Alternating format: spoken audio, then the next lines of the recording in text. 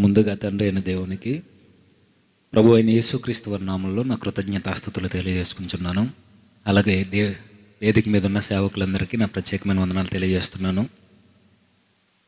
ఈ మొదటి రోజు, మొదటి వర్తమానంలోనికి వెళ్ళే ముందుగా దేవుని యొక్క సహాయాన్ని మరొకసారి అర్జిస్తూ నా ప్రార్థన చేసుకుని మన వాక్యంలోనికి వెళ్దాం. తల వంచుదాం, ప్రార్థన చేద్దాం. సర్వోన్నతుడు అయిన మా దేవ, దయగల తండ్రి, కృపగల మా ప్రభువా, ఈ రాత్రికాల సమయమందు ఈ బహిరంగ సభలలో దేవా, ఈ విధముగా మీ సన్నిధానంలో మేము కూడుకొని మీ విలువైన వాక్కులను వినుటకు మీరు ఇచ్చిన అవకాశాన్ని బట్టి మీకే కృతజ్ఞతాస్తుతులు తెలియజేసుకుంటున్నాము తండ్రి. తండ్రి, ఎందరైతే ఈ మీటింగ్ల కొరకు కష్టపడుతూ ఏ ప్రయాసాలు కోరుస్తూ వారి రెక్కల కష్టార్జితాన్ని హెచ్చించి పెట్టిన తండ్రి, ఈ సభలు కేవలం ధనం ఎక్కువైపోయి కాదు కానీ ప్రభువా, ఈ లోకానికి, ఈ సమాజానికి, ఈ స్థానిక సంఘాలకి మీ విలువైన వాక్కులు వినిపించాలనే ఒక ఆలోచనను సఫలపరచండి. మీ నామానికి మహిమకరంగా జరిగించుకుంటూ మా బ్రతుకుల్లో ఈ లోకంలో జీవితాలను గడిస్తున్న మేము ఎలాంటి జాగ్రత్తలతో మేము బ్రతకాలో ఆలోచన చేయుచుండగా మీ పరిశుద్ధాత్మ సహాయాన్ని మాకు అనుగ్రహిస్తారని కోరుచు క్రీస్తు నామాన్ని ప్రార్థన సమర్పిస్తున్నాము తండ్రి, ఆమేన్. దేవుని పిల్లైన మీ అందరికీ క్రీస్తు నామములో నా శుభములు. త్వరగా కొన్ని విషయాలు మనం ఆలోచన చేద్దాం. వాయిస్ కట్ అవుతుంది అనుకుంటా.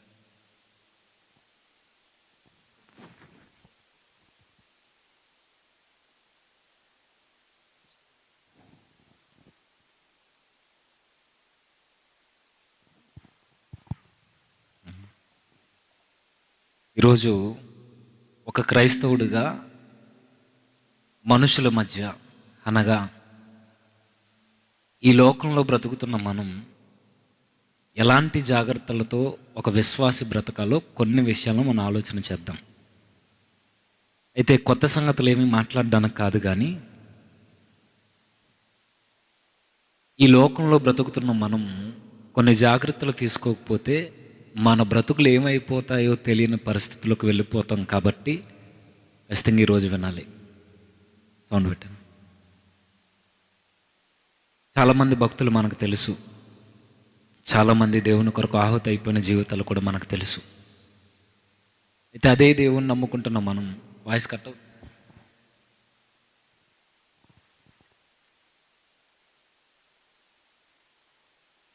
యేసుక్రీస్తు వారిని నమ్ముకుంటున్న మనం, ఆయన దేవునిగా కలిగి ఆయన మీద ఆధారపడి బ్రతుకుతున్న మన జీవితాల్లో ఈ లోకం పట్ల సరి అయిన వైఖరితో మనం మన బ్రతుకును కొనసాగించకపోతే ఎలాంటి దుర్భరమైన పరిస్థితులకు వెళ్ళిపోతామో బైబిల్లో కొన్ని ఎగ్జాంపుల్ కలిగిన జీవితాలు ఉన్నాయి. అందరి కొరకు కాదు, కానీ ఒక వ్యక్తి కొరకు ఈరోజు ఆలోచన చేద్దాం. అయితే లోకము అనగానే మనం ఒక విషయం దృఢముగా నమ్మాలి. లోకము అనగానే మనం నమ్ముకున్న ప్రభువుని సిలువేసిందని మర్చిపోవద్దు. లోకము అనగానే మన కొరకు వచ్చిన ఈ ప్రభువుని రక్తాన్ని కళ్ళ చూసింది అని మర్చిపోవద్దు. లోకము అనగానే ఈ లోకమంతా నేత్రాస, శరీరాస, జీవపు డంబాలతో బ్రతుకుల్ని చెరుపుకునే లోకంలో జీవిస్తున్నామని మర్చిపోవద్దు. లోకము అనగానే మనకు తెలుసు, చెడిపోయిన మనస్తత్వం కలిగిన వారి మధ్య ఈరోజు క్రైస్తవ విశ్వాసులు బ్రతుకుతున్నారని గుర్తుంచుకోవాలి. అయితే ఇలాంటి లోకంతో ఒక క్రైస్తవుడు ఎలా జీవించాలి, ఎలాంటి స్నేహబంధాలతో, ఎలాంటి బంధుత్వాలతో ముందుకెళ్లాలో మనం మంచి నిర్ణయాలతో లేవనుకోండి, బైబిల్లో సేమ్ మనలాంటి ఒక వ్యక్తి, మనలాంటి మనస్తత్వం కలిగిన ఒక వ్యక్తి, మనం నమ్మిన దేవుణ్ణి నమ్ముకున్న ఒక వ్యక్తి తన జీవితం అర్ధాంతరంగా ఎలా ముగిసిపోయిందో, ఏమైపోయాడో తెలియని ఒక దుస్థితిలోనికి జారిపోయాడు. కేవలము లోకం పట్ల తన వైఖరిని ఎలా కాపాడుకోవాలో తెలియకపోవడం వల్ల.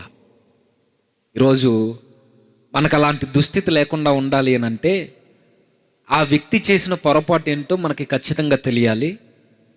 ఆ వ్యక్తి ఎందుకు ఎలా తప్పిపోయాడో మనకు అర్థమైతే మనం ఎలా ఉండాలో మనకు అర్థమవుద్ది. ఎందుకు ఈ మాటలు చెప్తున్నానంటే, ఈరోజు బైబిల్ని గూర్చిన జ్ఞానం కొదువలేదు. బైబిల్లో ఉన్న దేవుని గూర్చిన జ్ఞానం చాలా అమితంగా తెలుసు మనకి. ఇలా వేళ్ళ మీద డాక్ట్రిన్స్ మాట్లాడగలం. బైబిల్లో ఉన్న ప్రతి పుస్తకం యొక్క భావాన్ని మనం వ్యక్తీకరించి మాట్లాడగలం. పుస్తకంలో ఉన్న ప్రతి వచనాన్ని, ప్రతి అధ్యాయాన్ని పరిపూర్ణంగా వివరించేంత జ్ఞానవంతులు ఈరోజు క్రైస్తవులు ఉన్నారు. కానీ బాధాకరమైన సంగతి ఏంటంటే, దేవుడు ఎంత జ్ఞానం సంపాదించుకున్నామన్నది అడుగుతాడో లేదో తర్వాత విషయం, కానీ మనకు తెలిసినంతలో ఎంత నమ్మకంగా ఉన్నావన్నది మాత్రం ఖచ్చితంగా అడుగుతాడు ఆయన.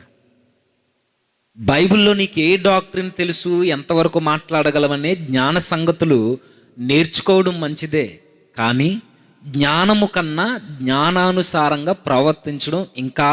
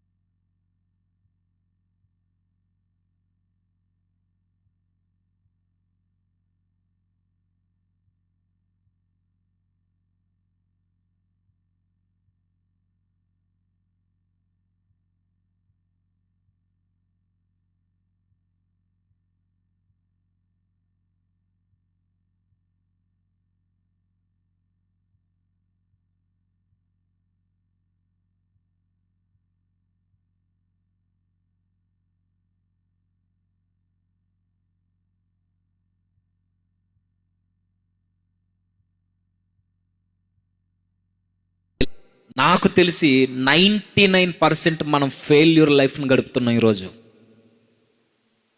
కారణం ఏంటి అని అంటే, పెద్ద కారణం ఏం చెప్పను కానీ, లోకంతో మనం ఎలా వ్యవహరించాలో తెలియకపోవడం. మీరు అనుకోవచ్చు, లోకము అనగానే అంటే ఇంకెవరి దగ్గరికి వెళ్ళకూడదండి, ఎవరితోనూ మాట్లాడకూడదా, ఎవరు పెట్టినా తినకూడదా, ఇది కాదు నేను చెప్పేది. మనం లోకంలోనే ఉంటాం, లోకస్తులతోనే కలిసి జీవిస్తాం, వారితోనే బంధుత్వాలు ఉంటాయి, వారితోనే మనం కలిసిమెలిసి పెరుగుతుంటాం, వారితోనే చదువుకుంటాం, వారితోనే పనులు చేస్తాం, వారితోనే అన్ని లోకంలో ఉన్న వారితోనే జరుగుతుంది, జరగాలి. అయితే లోకం యొక్క తత్వంతో మాత్రం చాలా జాగ్రత్తగా ఉండాలి. రెండిటికి చాలా డిఫరెన్స్ ఉంది. లోకస్తులతోనూ లోకంతోనే కలిసి ఉంటాం, కానీ లోకం యొక్క తత్వాన్ని మనం అంటించుకున్నాము అని అంటే లోకానికి మనకి పెద్ద వ్యత్యాసం ఏమీ ఉండదు. ఈరోజు మన బ్రతుకులు లోకస్తులతో బ్రతకడం పక్కన పెడితే లోకతత్వాన్ని అంటించుకుని దేవునికి శత్రువైన జీవితాన్ని గడిస్తున్నాం అనడానికి ఏమాత్రం ఆలోచించిన అవసరం లేదు. నిజానికి ఇప్పుడు ఎవరి కొరకైతే మాట్లాడుకోబోతున్నామో ఆ వ్యక్తి చాలా గొప్పోడు, చాలా మంచోడు, పైగా మనందరికీ సుపరిచితుడు క్రైస్తవ్యంలో. ఆయన జీవితం కొరకు ఆయన పేరు విననోళ్ళు ఉండరని నాకు తెలుసు. అయినా సరే పేర్లు తెలిసినంత ఈజీ కాదు బ్రతుకుల్లో వారి యొక్క జీవితాన్ని అర్థం చేసుకోవడం. ఇంతకు ఆ వ్యక్తి ఎవరంటే, ఆ వ్యక్తి పేరుకి అర్థం ప్రజల అధికారి లేదా ప్రకృతి దేవత, ప్రకృతి ఆరాధికుడు. ఎవరు అత్తగాడు? ఇంటిస్తాను, మీరే చెబుతారు చూడండి టక్కుమని. సుమారుగా ఆయన జీవితం బైబిల్లో కానీ హిస్టరీలో కానీ ఆయన పేరు అయితే ప్రస్తావించబడింది, కానీ ఏ ప్రాంతపు వాసో, ఏం చేసేవాడో, ఎలా ఉండేవాడో, ఏ ప్రాంతంలో నుండి వచ్చాడో, ఎలా రక్షింపబడ్డాడో ఏమీ చెప్పలేదు. కానీ రక్షింపబడిన తర్వాత ఆయన కొరకు చాలా చెప్పబడింది కొన్ని మాటల్లోనే. ఆయన కొరకు పెద్ద ఇన్ఫర్మేషన్ లేదు, చరిత్రలో కూడా లేదు ఆయన కొరకు పెద్ద ఇన్ఫర్మేషన్. కానీ ఉన్న 2-3 వచనాల్లో ఆయన జీవితం చాలా స్పష్టంగా ఎలిబ్రేట్ చేయబడింది మనం ఆలోచించగలిగితే. ఆ వ్యక్తి ఎవరో కాదు మనకు తెలుసు. ఒక విధంగా ఆయన జీవితంతో పోలిస్తే యేసుక్రీస్తు వారు శిష్యులుగా పిలువబడిన వ్యక్తుల జీవితాల కొరకు కూడా అన్ని వచనాలు రాయబడలేదు. ఎగ్జాంపుల్, యోధా గారి యొక్క స్థానాన్ని భర్తీ చేసిన శిష్యుడు ఎవరు? Very good, Mattayya. ఈ మత్తయ్య గారి కోసం బైబిల్లో ఏమన్నా వచనాలు ఉన్నాయా అంటే పెద్దగా ఏముండవు, 2-3 వచనాలు ఉంటాయి అంతే. అంతేనా? నెక్స్ట్, మనకి ఎపఫ్రా గారు, ఎపఫ్రోదితు గారు ఇలాంటి వ్యక్తులు తెలుసు. వారి కోసం బైబిల్లో ఏమైనా పరిపూర్ణమైన వివరణ ఉందంటే జస్ట్ 2-3 వచనాలు ఉంటాయి ఒక పుస్తకంలోనే. ఇంకా అరిస్తార్కు కావచ్చు, ఇంకా అక్కడక్కడ మనకు కనబడుతున్న కొంతమంది విశ్వాసులు కావచ్చు, భక్తులు కావచ్చు, వారు దేవుని కొరకు చాలా ఇదిగా బ్రతికిన వారి కొరకు పెద్దగా చెప్పలేదు. కానీ ఈ వ్యక్తి కొరకు సుమారుగా 3 పత్రికల్లో ఒక్కొక్క వచనం చొప్పున పౌలు గారు అతని కోసం మనకు పరిచయం చేశాడు. నిజానికి ఆయన ఎప్పుడు తప్పుడు దృక్కోణంలోనే చూసాం, కానీ ఒక్కసారి పాజిటివ్ దృక్కోణంలో కూడా ఆలోచిస్తూ ఆయన ఎందుకు అలా తన జీవితాన్ని అలా నాశనం చేసుకున్నాడో ఆలోచిస్తే అచ్చు మనల్ని అర్థంలో చూసుకున్నట్టు కనబడతాడండి. ఎవరతగాడు?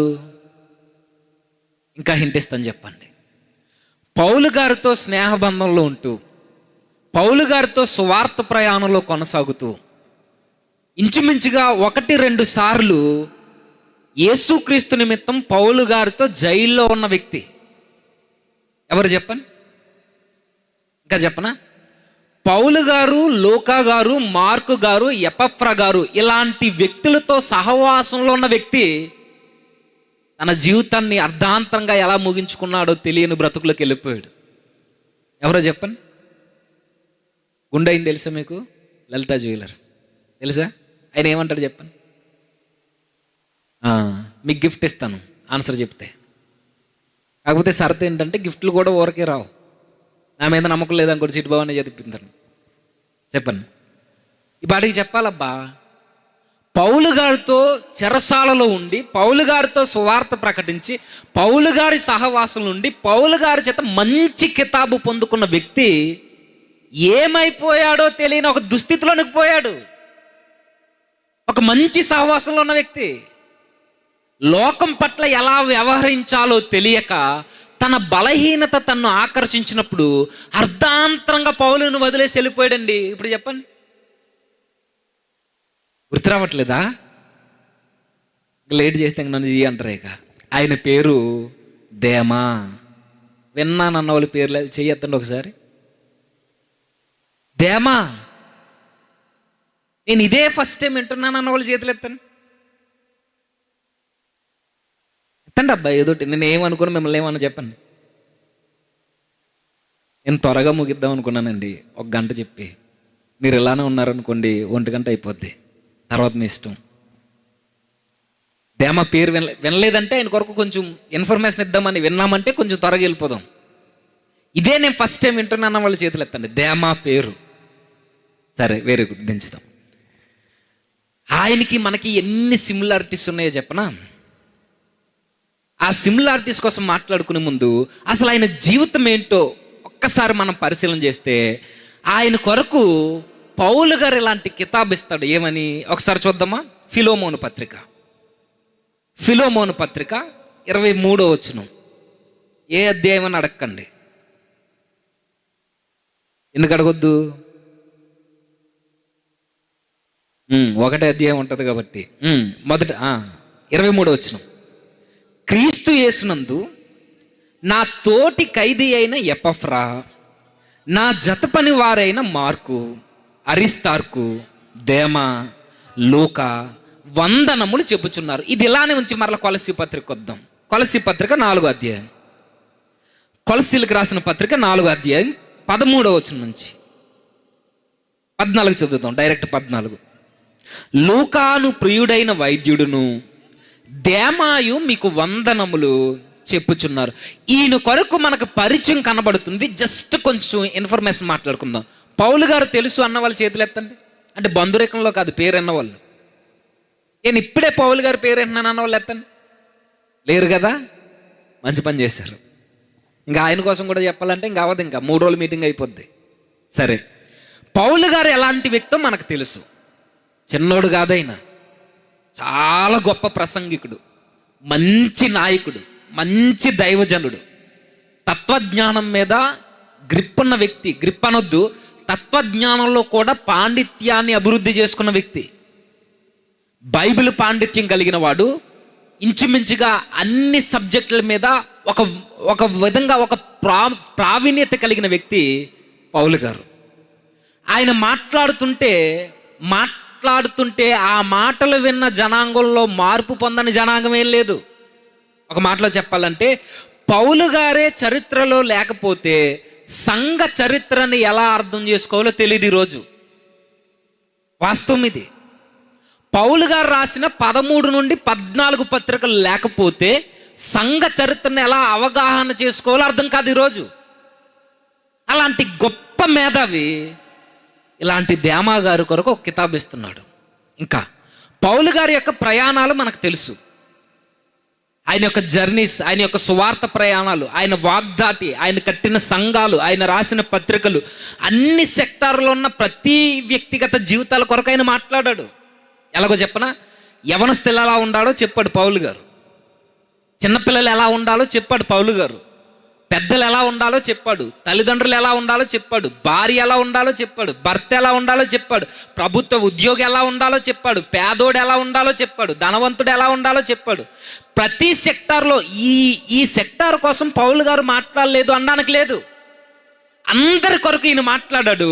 ఆయన మాట్లాడుతుంటే యూదులు మారిపోయేవారు, యూదమత ప్రవిష్టులు మారిపోయేవారు. యూదులు వేరు, యూదమత ప్రవిష్టులు వేరు. నెక్స్ట్ అన్యజనులు మారేవారు. ఆయన ప్రభు కొరకు ప్రసంగాలు చేస్తుంటే మాంత్రిక విద్య నెరిగిన వారు పుస్తకాలు తెచ్చి తగలేసేసి ప్రభు ముందు మోకాళ్ళు ఉన్నారు. పౌలు గారు ప్రసంగిస్తే అగ్రిప్ప రాజా ఇంత త్వరగా మమ్మల్ని మార్చేయడానికి చూస్తున్నావా అని ఆశ్చర్యపడిపోయాడు. పౌలు గారిని రాజులు ఇండైరెక్ట్గా అప్పుడప్పుడు ఇంటికి పిలిపించుకుని వాక్యాన్ని చెప్పించుకునేవారు. రాజులు, గ్రీకు తత్వవేత్తలు, ఫిలాసఫర్సు, స్కాలర్సు, గ్రీకులో ముఖ్యులైన స్త్రీలు ఈయన ప్రసంగ వాగ్దాటికి ప్రభు కొరకు మాట్లాడుతుంటే మారిపోయేవారు. ఇలాంటి వ్యక్తి ఈరోజు దేమా గారి కొరకు ఒక మంచి కితాబు ఇస్తున్నాడు. ఏమని? ఇప్పుడు చదువుతామా ఫిలోమోను పత్రిక 23వ వచనం. క్రీస్తు యేసునందు నా తోటి ఖైదీ అయిన ఎపఫ్రా, నా జత పని వారైన మార్కు, అరిస్తార్కు, దేమా, లూకా. ఒకసారి ఆ లైన్లో మీరు అబ్జర్వ్ చేయండి. పౌలు గారు ఒక వ్యక్తి కొరకు మనకు పరిచయం చేస్తున్నాడు, మిగిలిన పక్కన పెడితే. ఎవరైనా? దేమా. ఏమని చెబుతున్నాడు ఆయన పౌలు గారు దేమా గారి కోసం? ఏమంటున్నాడంటే, ఈయనెవరో కాదు ఈ దేమా, ఈయన నా జత పనోడు. ఈయనెవరో కాదు దేమా, ఈయన నా స్నేహితుడు. ఈ దేమా ఎవరో కాదు, ఈయన నా సహోదరు లాంటి వాడు. ఇప్పుడు ఈ మాట చెబుతున్నది ఎవరు? చిన్నోడు కాదు చెప్పే వ్యక్తి, పౌలంతటి గొప్ప వ్యక్తి, ఎన్నో సంఘాలకి పితామహుడైన, సంఘాలను కట్టిన వ్యక్తి, 14 పత్రికలు రాసిన వ్యక్తి, కుటుంబాలు ఎలా ఉండాలో చెప్పిన వ్యక్తి, ఎన్నో డిబేట్లకి నాంది పలికిన వ్యక్తి, డిబేట్ చేసిన వ్యక్తి. ఇలాంటోడు ఒక వ్యక్తి కొరకు మాట్లాడుతున్నాడు. He's my friend, he's my brother, he's my servant of God with me. నాతో పాటు ఈయన కూడా దేవుని జతపనోడు అని చెప్తున్నాడు. ఆ మాటను బట్టి మనకు అర్థం కావాలి, పౌలు గారు ఎవరిని పడితే వారిని పొగుడుతాడా? చెప్పండి. పౌలు గారు ఎవరితో పడితే వారితో సహవాసం చేస్తాడా? అదే మన భాషలో ఫ్రెండ్షిప్ చేస్తాడా? చేయడు. పౌలు గారు ఎవరిని పడితే వారిని పరిచర్యలో వెంట పెట్టుకుని తిరుగుతాడా? పని బాధ్యత ఏమీ లేనోడిని తిరగడు. ఎవరిని పడితే వారిని పొగిడే వ్యక్తి కాదు, ఎవరితో పడితే వారితో స్నేహాలు చేసే వ్యక్తి కాదు, తన టైం వేస్ట్ చేసుకోవడానికి ఎవరిని తన జీవితంలోనికి రానిచ్చే వ్యక్తి కాదు. పైగా ఆయనతో ఉండే స్నేహితులు ఎలాంటి వాళ్ళు అంటే, ఒక లూకా లాంటోడు ఆయనకు స్నేహితుడు ఉన్నాడు. ఒక ఆర్మీ ఎంప్లాయీ అయిన ఎపఫ్రోదీతు తనకు స్నేహితుడిగా ఉన్నాడు. ఒక నమ్మకస్తుడైన ఎపఫ్రా తనకు ఫ్రెండ్గా ఉన్నాడు. అన్ని విధాల ఆదరణ చూపించి ఒక బర్నబా లాంటోడు తనకు స్నేహితుడు. ఆయన ఫ్రెండ్ సర్కిల్ చూడండి ఎలాంటి వాళ్ళు ఉన్నారో. ఒక లూకా, ఒక అరిస్తార్కు, ఒక అకుల, ఒక ప్రిస్కిల్లా, వీరి యొక్క ఘన చరిత్రలు మనకు తెలుసు. ఒక బర్నబా ఎలాంటి వాళ్ళతోటి స్నేహం చేసేవాడు ఈయన? తనకున్న తీవ్రత, దేవుని ఎడల తనకి ఎలాంటి తీవ్రత ఉందో అలాంటి వ్యక్తులతోనే పౌలు గారు సహవాసం చేసేవాడు, అవునా? ఇప్పుడు అలాంటి వ్యక్తులతో సహవాసం చేసే వ్యక్తి లోక సంబంధమైన వ్యక్తుల్ని తన దగ్గరకు రాణిస్తాడా? లోకంలోనికి వెళ్ళే చెప్పేవాడు, లోకస్తులతోనే ఉండేవాడు. కానీ లోక సంబంధమైన వ్యక్తుల యొక్క తత్వాన్ని తను అంటించుకోకుండా ఉండడానికి ఎక్కడ వరకు అక్కడ వరకు ఉండేవాడు. అలాంటిది ఈ దేమా గారి కొరకు ఈయన నా స్నేహ బంధంలో నాతో పాటు కలిసి తిరిగేవాడు. ఏ విషయంలో జతపనోడు? ఉడారాలు కుట్టుకోవడంలో కాదు, బరకాలు కుట్టడంలో కాదు. ఏ విషయంలో జతపనోడు? ఉద్యోగాలు చేసే విషయంలో కాదు. ఏ విషయంలో జతపనోడు? కేవలం దేవుని రాజ్య వ్యాప్తి కొరకు పరిచర్యలో జతపనోడు. ఒక్క మాటలో చెప్పాలంటే ఇదే పౌలు గారు కొరింథీయులకు పత్రిక రాస్తే ఇలా అంటాడు, మేము దేవుని జతపని వారము. అంటే పౌలు గారు చేసే పని ఎవరితో? సృష్టికర్తతో. ఇలాంటి సృష్టికర్తతో సహవాసంలో ఉన్న పౌలు గారితో అదే సృష్టికర్త పనిని కొనసాగించడానికి ఒక మంచి సహకారి ఈ దేమా. పడిపోయాడు నేను కాదనట్లేదు. కానీ ఆయన యొక్క జీవితాన్ని అబ్జర్వ్ చేస్తే యాజ్ ఇట్ ఈజ్గా మనం కనబడతాం. ఎలాగో చెప్పనా? ఎప్పుడు మారాడో నాకు తెలియదండి, ఏ ప్రాంతం నుండి వచ్చాడో నాకు తెలియదు, ఎలా మారాడో తెలియదు. కానీ మారాడు. మారిన తర్వాత ఈయన స్నేహాలను ఎంత బాగా కట్టుకున్నాడు అని అంటే, ఇదేమో మనలాంటి అవనస్తుడే, ఎవరితో పడితే వారితో తిరగొచ్చు, కానీ విలువలు ఉన్న వ్యక్తి. ఇదేమో మనలాంటోడే, వయసులో ఉన్నవాడే, ఎంజాయ్ చేయొచ్చు, కానీ చాలా విలువలు ఉన్న నీతిమంతుడి యొక్క జీవితాన్ని గడించడానికి ఒక కమిట్మెంట్ తీసుకున్న వ్యక్తి ఎవరు? దేమా. రక్షింపబడ్డాడు, వచ్చాడు, లోకస్తులతో తిరగడం పక్కన పెట్టాడు. ఎందుకంటే తనకు తెలుసు, నేను ఎవరితో తిరుగుతానో వారి బుద్ధులే నాకు అబ్బుతాయి, నా సహవాసాలే నా జీవితాన్ని నిర్ణయిస్తాయి, నా బ్రతుకును కట్టేది నేను ఎవరితో తిరుగుతున్నానో ఆ సర్కిల్ నిర్ణయిస్తుంది నా జీవితాన్ని అని ముందుగా ఎరిగిన ఈ దేమా గారు ఒక మంచి స్నేహితుల్ని తను చూస్ చేసుకున్నాడు. అందులో ఒకరు పౌలు, లూకా, మార్కు, ఎపఫ్రా, ఇలాంటి గొప్ప గొప్ప వ్యక్తులు. ఇలాంటి మంచి వ్యక్తులతో సహవాసంలో ఉన్నాడు. నిజానికి నాకు అనిపిస్తుంటుంది, స్నేహాలు బాగుంటేనే జీవితాలు బాగుంటాయండి. ఇది వాస్తవం, మీరు ఏమనుకున్నా పర్వాలేదు. స్నేహాలు బాగుంటేనే జీవితాలు బాగుంటాయి. స్నేహితుడు మంచోడు కాకపోతే ఖచ్చితంగా మన జీవితాన్ని ఎవ్వరు నాశనం చేయని అవసరం లేదు, మన బ్రతుకులు మనమే నాశనం చేసుకుంటాం. ఎందుకనంటే స్నేహితుని వెతుక్కునే పని మన చేతుల్లోనే ఉంది. ఎవరితో సహవాసం చేయాలో ఆటోమేటిక్గా మన జీవితాల్లోనికి రారు వారు. మనం ఎవరినైతే ఆహ్వానిస్తామో స్నేహితులుగా, వారే మనకు స్నేహితులుగా ఉంటారు, అంతే కదా? ఎవ్వరు ఆటోమేటిక్గా మన జీవితంలోకి వచ్చారు. అలా కాలక్రమేణా మన బ్రతుకుల్లోకి ఎవరినైతే ఆహ్వానిస్తామో వారే వస్తారు. ఇప్పుడు మన బ్రతుకుల్లోకి ఆహ్వానించేవారు సరైన వాళ్ళు కాదనుకోండి, ఇలా వెళ్ళాల్సిన మన బ్రతుకు ఇలా వెళ్తుంది.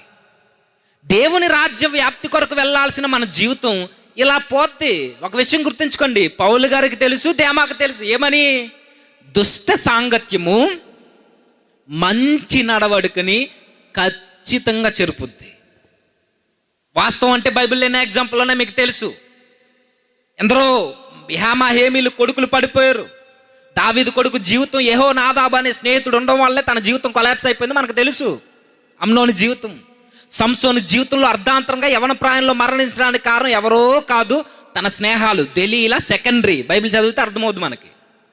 ఎందరో స్నేహాల వల్ల జీవితాల్ని, కుటుంబాల్ని నాశనం చేసుకున్న చరిత్రలు ఈరోజు మనం ఎన్నో చూస్తున్నాం. న్యూస్ ఛానల్లో చూస్తున్నాం, న్యూస్ పేపర్లో చూస్తున్నాం, ఇప్పుడు ఫేస్బుక్లో, యూట్యూబ్లో, సోషల్ మీడియాలో తెగొస్తున్నాయి. స్నేహితులు కుటుంబాల్ని ఎలా నాశనం చేస్తున్నారో మనకు తెలుసు. అంతెందుకండి, ఏ అలవాటు లేని మన కొడుకులు 10th అయిన తర్వాత ఇంటర్కి వెళ్ళేసరికి ఈ గంజాయి అలవాట్లన్నీ ఎలా వస్తున్నాయి? తాగుడులో వీరంగం ఎలా వస్తుంది? సిగరెట్ల మీద సిగరెట్లు అలా కాల్చేసి ముక్కుల్లోంచి కూడా పొగలు ఎలా వచ్చేస్తున్నాయి? ఎవ్వరు కాదు, ఫ్రెండు, స్నేహితుడు వల్లే అలవాట్లు అబ్బుతాయి. అవి మంచివైనా చెడ్డవైనా. స్నేహితుడు వల్లే చక్కగా చదువుకోవడమైనా పాడైపోవడం అన్నా. మన స్నేహితుడు బాగుంటే జీవితాలు బాగుంటాయి. వాస్తవానికి మన స్నేహితులు ఏం బాగోరు, అది చెప్పుకునేంత మంచోళ్ళు ఏం కాదు. ఏమాకు తెలుసు నేను ఎవరితో సహవాసం చేస్తే నా జీవితం బాగుంటుందని ఎతుక్కున్నాడు. దేమా బ్రతుకుతున్న కాలంలో ఇంకెవ్వరు లేరా పురుషులు? ఇంకెవరు లేరా? ఎందుకు లేరు? చక్కగా లోకాన్ని ఎంజాయ్ చేసే వాళ్ళు చాలామంది ఉన్నారు. ఈ వయసులో కాకపోతే ఎప్పుడు చేస్తావరా అనుకుంటూ తిరిగేవారు చాలామంది ఉన్నారు. అలాంటి వాళ్ళతో తిరగొచ్చు కదా దేమా. తిరగడైనా. ఎందుకంటే ఆయనకి తెలుసు నా జీవితాన్ని పాడు చేసేది ఎవరో కాదు, స్నేహితులు. నా జీవితంలో రోజు రోజుకి దిగజారిపోయేలా చేసేది ఎవరో కాదు, నాకు స్నేహితులే. నిజమే, స్నేహితులను బట్టే జీవితాలు నిర్ణయింపబడతాయి. స్నేహితులను బట్టే కుటుంబాలు బాగుపడతాయి. స్నేహితులను బట్టే కుటుంబాలు కొలాప్స్ అయిపోతాయి. అంతెందుకండి, మన భవిష్యత్తులో మనం ఏం సాధించాలో మన స్నేహితులను బట్టి మనం చెప్పొచ్చు ఈడేం సాధిస్తాడని. మనకున్న ఫ్రెండ్ సర్కిల్ని బట్టి మనం ఏమవుతామో సమాజం ముందుగానే గుర్తిస్తుంది. ఎందుకంటే మనకున్న వాళ్ళందరూ మంచి స్నేహితులు అనుకోండి, బాగా చదువుకుంటూ మంచి పేరు సంపాదించుకుని బుద్ధిగా నడుచుకునే స్నేహితులు గుంపులో ఉన్నాం అనుకోండి, ఆటోమేటిక్గా మన అలవాట్లు మారుతాయి. ఇదే గుంపు రివర్స్లో ఉందనుకోండి, చొక్కాలు ఎగరేసుకుని కాలర్లు చింపేసుకుని గొడవలు కట్టిపోతూ బీర్ల మీద బీర్లు తాగేస్తే తెస్తూ దించేస్తూ బగలు కొట్టేస్తే ఇలా చేసే గుంపులో ఉన్నాం అనుకోండి, అదే అద్భుతం. మనకి అంతకు మించి ఏం రాదు. ఏమన్నా వస్తుందో చెప్పండి? ఏం రాదు. అది పెద్దోళ్ళైనా చిన్నోళ్ళైనా ఎవరైనా స్నేహాలను బట్టే అలవాట్లు అబ్బుతాయి. ఈ అలవాట్లు దేమా గారికి తెలిసే నేను పౌలుతో సహవాసం చేస్తే ఆ ప్రభువుకి దగ్గర కావచ్చు, లోకాతో దగ్గరగా ఉంటే ఆ ప్రభువుని చక్కగా ప్రేమించవచ్చు. ఇలాంటి మంచి సహవాసాలతో ఉంటే నా జీవితం బాగుంటుందని ఒక మంచి నిర్ణయం తీసుకున్నాడు. సహవాసంలోనికి వచ్చాడు. వచ్చిన తర్వాత చాలా చక్కగా దేవుని కొరకు మాట్లాడేవాడు. మంచి ప్రసంగికుడు దేమా. చరిత్ర చదవండి, అర్థం అవుద్ది. కానీ బాధాకరమైన సంగతి ఏంటంటే, ఒక మంచి ప్రసంగికుడు, ఒక మంచి విశ్వాసి, ఒక మంచి సహవాసంలో ఉన్న వ్యక్తి ఎవరు? దేమా. ఇలాంటోడి జీవితంలోనికి ఒక భయంకరమైన శ్రమ వచ్చింది. వాస్తవానికి ఆయనతో పోల్చుకోవడానికి మనం సరిపోం ఏ విషయంలో. ఎందుకంటే ఆయన మారిన తర్వాత పౌలు గారితో సహా ఆ దేవుని పరిచర్లు ఉంటూ దేవుని కొరకు మాట్లాడేవాడు ఆయన. నిజానికి మనం దేవుని కొరకు మాట్లాడతామా? ప్రభు కొరకు మనం ఏ రోజైనా మన స్నేహితులకు కావచ్చు, మన బంధువులకు కావచ్చు, లేదా మన కొలీగ్స్ కావచ్చు, మన ఉద్యోగస్తులు, మన సహచరులకు కావచ్చు, ఏ రోజైనా వారితో ప్రభువును గూర్చిన కొన్ని విషయాలను పంచుకుంటామా? పంచుకోం. కానీ కొన్ని విషయాలు మాత్రం బాగా పంచుకుంటాం. అవేంటంటే, ఒక ఊర్లో ఒక తల్లి వాళ్ళ వదిన గారికి ఫోన్ చేసిందట. వాళ్ళ వదిన గారికి ఫోన్ చేసి, వదిన భయంకరమైన పరిస్థితి ఈరోజు ఆ కుటుంబంలోనికి వచ్చేసింది. ఒక కుటుంబం కోసం డిస్కషన్ చేస్తున్నారు వీళ్ళు. డిస్కషన్ చేస్తూ, వదిన నీకు తెలిసిందా ఈ విషయం? అదే పలానా కుటుంబం ఉంది కదా, ఆ కుటుంబంలో ఒకే కూతురు ఉంటుందంటండి. ఆ ఒకే కూతురు, అమ్మ నాన్న, వీళ్ళ ముగ్గురు చిన్న ఫ్యామిలీ. ఆ కుటుంబంలో ఒక ఇబ్బంది వచ్చింది. ఆ ఇబ్బంది కొరకు ఈ రూరు డిస్కషన్ చేస్తున్నారు ఫోన్ చేసి. ఆ ఇబ్బంది ఏంటంటే, రోజు స్కూల్కి వెళ్తుందట పాప. వెళ్తూ ఉండగా ఒకరోజు ఏమైందో తెలీదు, బస్సు దిగుతూ అలా పడిపోయి టైర్ కింద పడిపోతే తలకి ఎక్కేసిందట.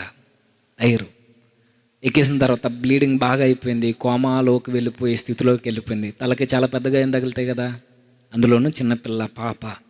ఇప్పుడు ఆ తండ్రి హృదయం ఎలా ఉంటుంది? చాలా బాధగా ఉంటుంది కదా. ఎందుకంటే తండ్రులకి ఆడపిల్లలంటే ఇష్టం ఎక్కువ, అవును కదా. పాపం ఆ తల్లి ఆ బిడ్డ అలా అయిపోతే తండ్రి హృదయం అంతా కన్నీరు మున్నీరు అయిపోతుంది. తల్లిని ఎవరూ కంట్రోల్ చేయలేకపోతున్నారు.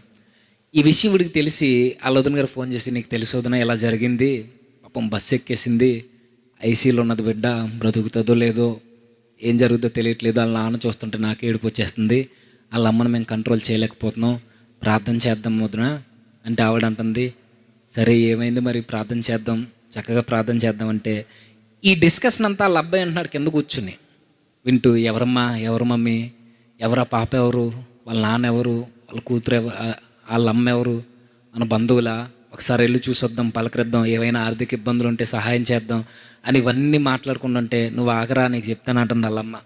వీళ్ళమ్మ ఏడ్చేస్తూ, ప్రార్థనలో పెట్టొద్దునా, ఏం జరుగుద్దో తెలీదు, వాళ్ళ నాన్నకు ఓదార్పు రావాలంటే వైద్యులు మంచి వైద్యం అందించాలి, మన దేవుడు పరమ వైద్యుడు కదా, ఆ వైద్యులకి సహాయం చేయమని పరమ వైద్యుడికి ప్రార్థన చేద్దాం, నువ్వు కూడా ప్రార్థన చేయని ఇదంతా డిస్కషన్ చేసుకుంటే వీడికి ఇంకా కంగారు అయిపోతుంది. ఎవరికి? వాళ్ళ అబ్బాయికి. కంగారు ఎక్కువ, ఎవరమ్మా ఎవరమ్మా ఎవరమ్మా అంటే నువ్వు ఆగరా అని చెప్తుంది.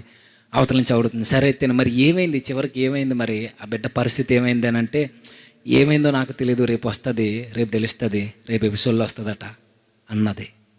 ఇప్పుడు చెప్పండి, ఏంటా ఎపిసోడు? దేనికోసం ప్రార్థన చేస్తున్నాను అంటున్నారు వీళ్ళు? సీరియల్లో ఒక పాప యాక్సిడెంట్ అయిపోయి బస్సు ఎక్కేస్తే ఐసీలో ఉందట. పరమ వైద్యుడికి ప్రార్థన చేస్తారట, వైద్యులకి జ్ఞానం ఇమ్మని. మాట్లాడుకుంటుంది ఎవరు? క్రైస్తవులు. అర్థమైందా? ఒక క్రైస్తవులు ఒక సీరియల్లో బస్సు గుద్దేస్తే పాప కోసం వీళ్ళు ఏడుస్తూ ప్రార్థన చేస్తే వీడికి అర్థమైంది మ్యాటరే కాదు. టీవీ పట్టుకెళ్ళి బద్దలు కొడేయాడు మొత్తం. నువ్వు సీరియల్లో ఉన్న ఆవిడ కోసం చెప్తామే. ఇలాంటి క్రైస్తవులు ఉన్నారా లేదా? ఇప్పుడు రివర్స్, ఇదే క్రైస్తవులు ఈరోజు నేను ఆదివారం ఆరాధనకు రాలేదు, పాస్టర్ గారు ఏం చెప్పారు వదినా అని అడిగే నోరులు ఉన్నాయండి. డాక్టర్ బాబు కోసం మాట్లాడమంటే 24 గంటలు మాట్లాడతాం. వంటల కోసం అయితే ఇంక మనం వంటలు కూడా చేయమేగా. ఆ ఫ్యామిలీలో ఇబ్బంది వస్తే అది సీరియల్ చూసి ఏడు చేస్తాం. సీరియల్లో ఉన్న వారి కొరకు ప్రార్థన చేస్తున్నారంటే ఎంత భక్తి పరులో. మీరు కూడా చాలా సీరియస్గా వినేశారు కదా, ఎవరో ఆ కూతురని చూసి ఎంత ఇంట్రెస్ట్ మనకి. అదే వాక్యం చెబితే ఇంకా చెబుతాడు వీడు, ఇంకెప్పుడు అంటే నన్ను కదలేండి, పాస్టర్ గారినైనా ఎవరినైనా పైకి అనకపోయినా ఇన్నర్ ఫీలింగ్ అదే కదా. ప్రార్థన చేస్తుందంటే అడిగి మెంటలో వచ్చింది, టీవీ బట్టలు కూడా ఇక్కడట. నిజానికి నన్ను అడుగుతున్నాను అంటే కొంచెం ఏమనుకోకండి. దేమా గారు పడిపోయారని చెప్పుకుంటున్న ఈ నోటికి, దేమా గారు ఈ నోటితో ప్రభువును ప్రకటించాడు. మనం ప్రభువును ప్రకటిస్తున్నామా? కనీసం ఆ ప్రభువు కోసం తెలియజేయబడుతున్న ఈ గ్రంథాన్నైనా నోరు తెరిచి చదవడానికి ఇష్టపడుతున్నామా? దావీదు వలె సిగ్గుపడకుండా ప్రభువుని ఆరాధించే పెదవులు ఉన్నాయా? డ్యాన్స్లు ఏమని కాదు నా ఉద్దేశం. ఎదుటోళ్ళని చూస్తే సిగ్గు, పాట పాడాలంటే ఎవరేమనుకుంటారో, ప్రార్థన చేయాలి పశ్చాత్తాపడాలి అని అంటే ఎవరు చూస్తున్నారా అని ఒక భయం. మనం ఎవరని చెప్పండి? మనతో పోల్చుకుంటే దేమ చాలా మంచోడు. సుమారుగా ఆయన మారిన తర్వాత ఇంచుమించుగా 5 నుండి 7 సంవత్సరాలు ఏ తప్పు చేయకుండా, కనీసం లోకం వైపు చూడకుండా, తన జీవితంలోనికి చెడు సహవాసాలు రాకుండా తన నోటితో ప్రభువును మాత్రమే ప్రకటించిన హృదయం దేమాది.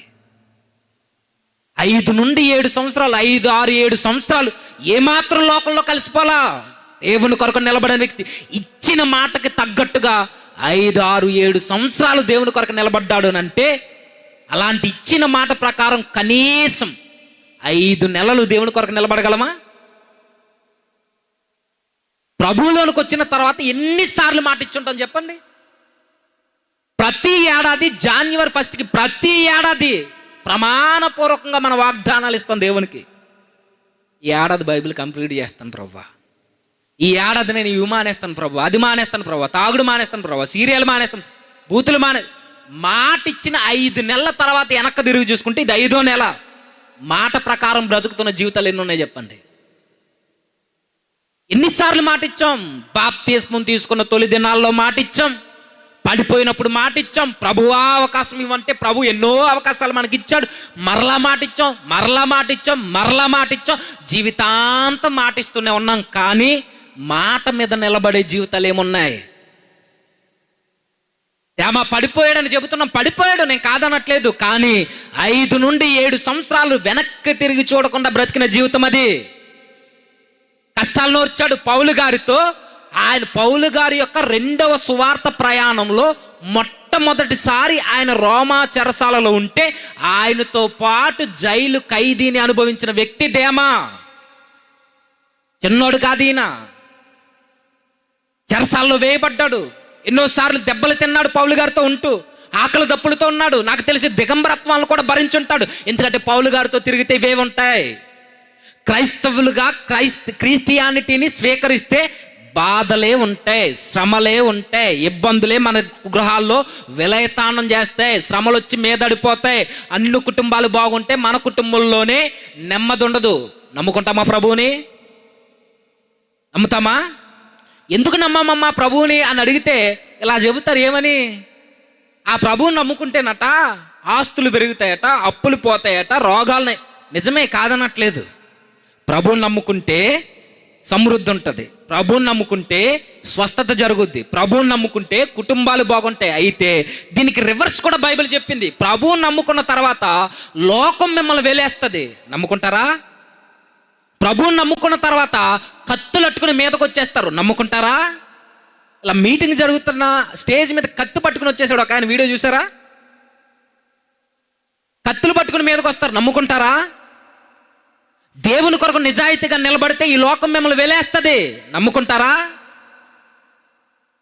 పెన్షన్ ఇవ్వట్లేదని ప్రభువును మార్చేసింది ఒక దళి, తెలుసా? కామెడీ కోసం వీడియో చేస్తూ మాట్లాడుతూ, మీరు క్రిస్టియన్స్ కదమ్మా, మీరు చర్చికి వెళ్తే పెన్షన్ ఆపేస్తారంట అంటే ఆ ముసలి ఆవిడ అంటుంది, ప్రభువా? ఏ ప్రభు అమ్మా? యేసుబాబు. మాకు యేసుబాబు. ఆవిడకి వెళ్దట దేనికోసం? 4 ఏళ్ళు పెన్షన్ కోసం. పెన్షన్ల కోసం ప్రభువును మార్చేస్తున్నారు. రేషన్ బియ్యం రావంటే మనం కూడా మార్చేస్తాం. రేషన్ బియ్యానికి లొంగకపోయినా ఉద్యోగాలు ఏమో ఊరు నుండి వెళ్ళేస్తాం అంటే ప్రభు అవసరం లేదు మనకి. అంటే మిమ్మల్ని కాదు నేను అనేది, ఈరోజు క్రైస్తవ్యం అలా ఉంది. అప్పుడప్పుడు నాకు అనిపిస్తుంటుంది, అసలు తెలుగు రాష్ట్రాల్లో క్రైస్తవ్యం ఇంకా బ్రతుకుందా అంటే నా ఉద్దేశం చాలా వరకు కనుమరుగైపోయింది. సమృద్ధి కలిగిన క్రైస్తవ్యం ఉంది తప్ప ప్రభు కొరకు జీవితాన్ని అర్పణగా అర్పించే క్రైస్తవ్యం కనుమరుగైపోయింది. ఒక రోజున్న క్రైస్తవ్యం వేరు, ఈ రోజున్న క్రైస్తవ్యం వేరు. ఆది అపోస్తలులకున్న తీవ్రత వేరు, ఈరోజు విశ్వాసులకున్న తీవ్రత వేరు. ఆది సంఘంలో వ్యవహరించిన జీవన యొక్క శైలి వేరు, ఈరోజు క్రైస్తవుల యొక్క జీవన శైలి వేరు. మిషనరీల యొక్క తీవ్రత వేరు, ఈరోజు మన బ్రతుకులు వేరు. ఇప్పుడు కనుమరుగైపోయింది క్రైస్తవ్యం. కానీ దేమ చూడండి, ఎన్నో ఇబ్బందులు భరించాడు. ఎన్నో రాత్రులు నాకు తెలిసి నేను అనుకుంటాను, పౌలు గారితో ఉంటే ఆకలి దప్పులు ఉంటే ఈయన కూడా అలానే ఉండాలి. సంఖ్యలు వేశారు, చేతికి జైల్లో పెట్టారు, భరించాడు భరించాడు భరించాడు సహించాడు, పడిపోయాడు. ఈరోజు దేమా గారు పడిపోయారన్న విషయం మనకు తెలుసు. ఈరోజు ఎంతమంది నిలకడగా నిలబడ్డామో పడిపోయామో మనకు తెలీదు. మనం నిలబడ్డాం అని ఎదుటోళ్ళు అనుకునేలా బ్రతుకుతున్నాం తప్ప నిజానికి మనకి దేమాకి పెద్ద తేడా లేదు. మనం ఈరోజు నిజంగా చెప్తున్నానండి, ఈరోజు క్రైస్తవ్యం ఎదుటోళ్ళని మెప్పించడానికి బ్రతుకుతున్న క్రైస్తవ్యం. ఎదుటోళ్ళు చూసి భక్తిపరుడు అనుకోవడానికి బ్రతుకుతున్న క్రైస్తవ్యం. ఈరోజు క్రైస్తవ్యం ఎలా ఉంది అని అంటే, దేవునికి కనుపోర్చుకోవాలనే జీవితాలు లేవు. మన బ్రతుకుల్ని సమాజం మంచోడంటే చాలు, సంఘము మంచావిడ అంటే చాలు, భక్తుడు భక్తిపరురాలు అనే ఒక పేరు సంపాదించుకోవడానికి బ్రతుకుతున్న క్రైస్తవులు ఎక్కువ. అందరు అలా ఉన్నారని చెప్పట్లా, కానీ చాలా వరకు అలానే ఉన్నారు. ఈరోజు వేషధారణ కలిగిన క్రిస్టియానిటీ ఉంది తప్ప ప్రభు కొరకు వేషారిన క్రైస్తవ్యం లేదు. ఈరోజు ప్రభు కొరకు అసూలు బాసే క్రైస్తవ్యం లేదు. ఈరోజు వాస్తవం ఇది. తేమ లాంటి శ్రమలు వస్తే ఈరోజు మనం నిలబడగలమా అంటే నిలబడలేం. ఏ విషయంలోనూ సరిపోమండి ఆయన జీవితానికి. పడిపోయాడని చెప్పమంటే గట్టిగా చెప్తాం, పడిపోయాడు నేను చెప్తా గట్టిగా అని. మనం నిలబడ్డామా? అదే స్టాండింగ్లో ఇచ్చిన మాట ప్రకారం 5 సంవత్సరాలు అవసరం లేదు, 5 నెలలు కూడా అవసరం లేదు. దిగిపోయి మాట్లాడితే 5 రోజులు ప్రభు కొరకు స్థిరంగా నిలబడలేని బ్రతుకులు మనవి. 5 రోజులు. ఇంకా దిగిపోయి మాట్లాడితే 5 గంటలు దేవుని కొరకు బ్రతకలేని జీవితాలు మనవి ఈరోజు. 5 గంటలు, 5 నిమిషాలు కూడా పాపపు తలంపుల్ని కంట్రోల్ చేయలేని హృదయం కలిగిన వారు మనం క్రైస్తవులు. సిగ్గులేని క్రైస్తవులు, దేవునికి నచ్చని క్రైస్తవులు, వేషధారణ క్రైస్తవులు, సిగ్గుమాలిన క్రైస్తవులు. ఈరోజు పడిపోయినోడి జీవితం 5 నుండి 7 సంవత్సరాలు వెనదిరిగి చూడని జీవితం అది. పడిపోయాడు. నేను చెప్తున్నా, మనిషి అసలు ఎందుకు పడిపోతాడు? ఒక క్రైస్తవుడు, ప్రభువుని వెంబడించిన వ్యక్తి, శ్రమల పాలైపోయినోడు, సహవాసాలు బాగున్నాడు, చర్చి బాగున్నాడు, అన్నీ బాగున్నాడు, ఏదో ఒక రోజు ఎందుకు పడిపోతాడు? ఎందుకు పడిపోతాడు చెప్పనా? నేను చెప్పను, ప్రభువే తన నోట చెప్పాడైనా ఒక ఉపమానం చెబుతూ. 13వ అధ్యాయం మత్తయి సువార్త 13వ అధ్యాయం 19వ వచనం. మత్తయి సువార్త 13వ అధ్యాయం 19వ వచనం. మత్తయి సువార్త 13వ అధ్యాయం 19వ వచనం. ఎవడైనను 20 చదువుతాం. 20 రాతి నేలను విత్తబడిన వాడు వాక్యము విని వెంటనే సంతోషముతో దాన్ని అంగీకరించేవాడు, అయితే అతనిలో వేరు లేనందున అతడు కొంతకాలము నిలుచును గాని వాక్యము నిమిత్తము శ్రమ హింస కలగ్గానే అభ్యంతరపడు. సేమ్ ఇదే విత్తనం దేమ జీవితంలో మొలకెత్తింది. దేమ చాలా మంచోడే అని ప్రభువుని మెప్పించలేని మంచోడే, పేరు సంపాదించుకున్న మంచోడు అని ప్రభు జీవితంలో స్థానాన్ని సంపాదించుకున్న వ్యక్తి కాదేమో. మంచోడే అని పరిశుద్ధుడు కాలేకపోయాడు, మంచోడే నీతిగా నిలబడలేకపోయాడు. కారణం తన పునాది స్టాండింగ్ సరగలేదు. ఇలాంటి వాళ్ళు చాలామంది ఉంటారు చూడండి. క్రిస్టియానిటీ విస్తరిస్తుందని మాట్లాడుకున్నా దేవుని దృష్టిలో క్రిస్టియానిటీ చాలా లోగా ఉందండి, చాలా తక్కువ. చెప్పుకోవడానికి జనాభాలో ప్రపంచంలో ఆధిక్యమని చెప్పుకోవచ్చు, కానీ దేవుడు మెచ్చిన క్రైస్తవుడు మాత్రం చాలా తక్కువ. ఎందుకంటే విత్తనాలు ఎక్కడ జల్లిన మొలకలు వస్తాయి, అని వేరు బలంగా లేకపోతే స్థిరత్వం ఉండదు. ఆ వచనంలో మనకు దేమ కనబడతాడు చూడండి. రాతి నేలను విత్తబడిన వాడు వాక్యము విన్నాడు దేమ, వెంటనే సంతోషముతో దాన్ని అంగీకరించాడు దేమ, అయితే అతనిలో వేరు లేనందున బాగా ఫలించాడు. కానీ కొంతకాలమైన తర్వాత శ్రమలు వచ్చాయి, హింసలు వచ్చాయి, ఇబ్బందులు వచ్చాయి, శోధనలు వచ్చాయి, ఆకలి దప్పులు వచ్చాయి, చేతులకి సంఖ్యలు వచ్చాయి. పౌలు గారితో ఇంక ఇదే జీవితం అనుకున్నాడు, వెళ్ళిపోయాడు. పోయాడా అంటే తిమోతికి రాసిన 2వ పత్రిక 4వ అధ్యాయం, తిమోతికి రాసిన 2వ పత్రిక 4వ అధ్యాయం 10వ వచనం, 9వ వచనం నుంచి 9వ వచనం. మరలా నా యొద్దకు త్వరగా వచ్చుటకు ప్రయత్నము చేయము. దేమా ఇహలోకమును స్నేహించి నన్ను విడిచి దెస్సలోనికకు వెళ్ళాను. ఏమైంది దేమా జీవితం అంటే? వేరు లేదు. వేరు లేకపోతే ఏమవుద్ది? వృక్షం బలంగా కనబడుద్ది, అని వేరు లేకపోతే చిన్న చిరుగాలు వస్తే తుప్పును పడుతుంది. రోడ్డుకి ఇరువైపుల మొక్కలు మనకు కనబడుతుంటాయి, అందులో కొన్ని నిద్రగన్నేరు చెట్లు అనుకుంటా, వాటికి పెద్ద బలం ఉండదు. గట్టి గాలేసింది అనుకోండి కొమ్మలు ఇరిగిపోతాయి, గట్టి గాలేసింది అనుకోండి పునాదుల్లోంచి లేచిపోతాయి. మనకు తెలిసి మొలక చెట్లు ఏముంటుంది? విస్తారమైన ఆకులు, విస్తారమైన పంట మనకు కనబడుద్ది, కానీ వేర్లు స్థిరంగా ఉండవు. బలం ఉంటుందా? ఇలాంటి చాలా చెట్లునే మన కళ ముందే విస్తారమైన గుబురుతో నిండిపోయిన ఆకారం మనకు కనబడుద్ది, కానీ వేరు బలంగా ఉండదు. నిలబడతాడా అంటే నిలబడ్డు. పునాది స్థిరంగా లేకపోతే మనం ఎంత ఎత్తు ఎదుగామన్నది కాదు మన పరిచర్యకు మూలం, ఎంత లోతుగా క్రీస్తులో మన పునాది వేయబడ్డామన్నదే విశ్వాస యొక్క జీవితానికి ఫలితం. వేరు స్థిరంగా ఉంటేనే పరిచర్య బాగుంటుంది. పరిచర్య విస్తారంగా చేసి ఖాళీ లేని పరిచర్య చేస్తున్నాం, నాకంత వీరుడు సూర్యుడు లేడు, దేవునికి కోట్లు కుమ్మరించేశాను, దేవుణ్ణి ఆరాధిస్తున్నాను, అందరి చేత మంచి పేరు సంపాదించుకున్నాను, ఖాళీ లేని విరామం లేని సేవకుడిగా నేను ఉన్నాను అంటే నీకన్నా నాకన్నా గొప్పగా సాతానుగాడు ఇంకా విరామం లేని పరిచర్య చేస్తున్నాడు. సాతానుగాడు సేవకుడు అయిపోతాడా? దేవుని కుమారుడు అయిపోతాడా? అర్థమైంది అనుకుంటా. సాతానుగాడు ఫుల్ టైం మినిస్ట్రీ చేస్తున్నాడు, ఎవ్రీ మినిట్ ఆడు పనిలో ఉంటాడు. వాడి లక్ష్యాన్ని ఛేదించడానికి. వాడితో పోల్చుకుంటే మన మినిస్ట్రీలు పెద్ద ఏం కాదు. పరిచర్యకి ఎప్పుడు నిజమైన అర్థం కలుగుతుంది అని అంటే పునాది క్రీస్తులో బలంగా వేయబడితే. కానీ మన పునాదులు ఈరోజు సంఘాల మీద వేయబడ్డాయి, మన పునాదులు ఈరోజు సెలబ్రిటీ స్పీకర్ల మీద వేయబడ్డాయి, మన పునాదులు ఈరోజు డబ్బున్న సేవకుల మీద వేయబడ్డాయి. పునాదికి మూలం క్రీస్తు అయితే ఆ బండ మీద ఇల్లు కట్టుకోకపోతే మూర్ఖురాలికి మనకి తేడా లేదని చెప్పాడు ప్రభు. చిన్న గాలి తుఫాను వస్తే ఎగిరిపోద్దట, పొట్టు ఎగిరిపోయినట్టు. ఎన్ని విశ్వాసాలు కదలాడతలేదు ఈరోజు. సేవకులను చూసి జీవితాలు కట్టుకుంటే, నేను చెప్తున్నానండి, సేవకుల్ని సంఘాలని చూసి జీవితాలు కట్టుకుంటే ఎప్పటికీ నిలబడవు. ఏ సేవకుడిని నమ్మొద్దు. ఏ సేవకుడికైనా బలహీనతలు ఉంటాయి, కానీ సేవకులందరికీ మించిన నిజమైన ప్రధాన యాజకుడు మనకున్నాడు, ఆయనే ప్రభువైన యేసుక్రీస్తు. ఆయన మీద పునాది కట్టు. నువ్వు పడిపోతావేమో, ఆయన మాత్రం పడిపోడు.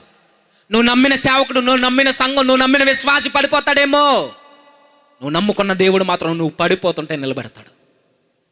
సేవకులు నమ్మి ఎంతమంది ఈరోజు క్రిస్టియానిటీని వదిలి వెళ్ళిపోలేదు చెప్పండి?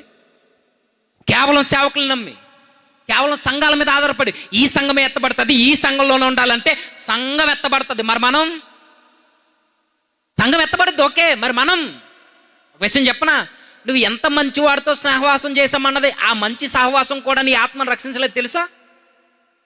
నువ్వు ఎంత మంచి సంఘంలో ఉన్నా ఆ సంఘం నిన్ను ఒక విధంగా రికమెండ్ చేసి నిన్ను పరలోకానికి తీసుకెళ్ళలేదు తెలుసా? బెస్ట్ ఎగ్జాంపుల్ ఎవరు కదండి? దేమా. పౌలు చిన్నోడా, లూకా చిన్నోడా, మార్కు చిన్నోడా, దేవుని హృదయాన్ని గెలుచుకున్న వీరులు. వీరితో సహవాసంలో ఉన్నవాడే ఈరోజు వారితో పాటు వెళ్ళలేకపోయాడే.